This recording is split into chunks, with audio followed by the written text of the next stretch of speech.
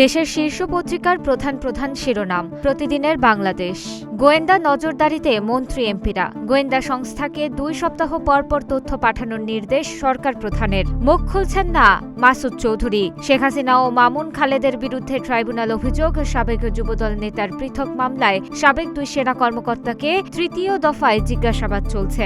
ভারতের সঙ্গে নতুন অধ্যায়ের সূচনা করতে চায় সরকার। প্রধানমন্ত্রীর সঙ্গে প্রণয় ভার্মার সাক্ষাৎ। সংসদের সাউন্ড সিস্টেমের খোল নলচে বদলে যাচ্ছে। বাজেট অধিবেশনের আগেই বসছে নতুন সেটআপ। কালের কণ্ঠ। হামের শিশু মৃত্যুর দায় ইউনূস সরকারের। 56 জেলায় ছড়িয়েছে রোগটি।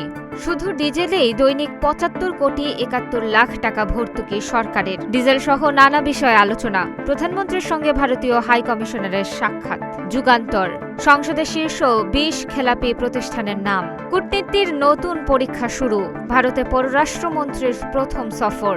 অর্থনৈতিক মহাসংকটে বিদ্যুৎ জ্বালানি বিভাগ। সরকারের কাছে জুন পর্যন্ত 75,000 কোটি টাকা ভর্তুকি চায় মন্ত্রণালয়। 500 কোটি টাকার প্রকল্প থেকে 200 কোটি লুট। ফেনী ও মিরসরাইয়ে পাওবোর সেচ প্রকল্প। সমকাল। এক উপাচার্যের 547 দিনে 425 নিয়োগ। 5 সিন্ডিকেটের প্রতিটিতে গড়ে 85 নিয়োগ অনুমোদন।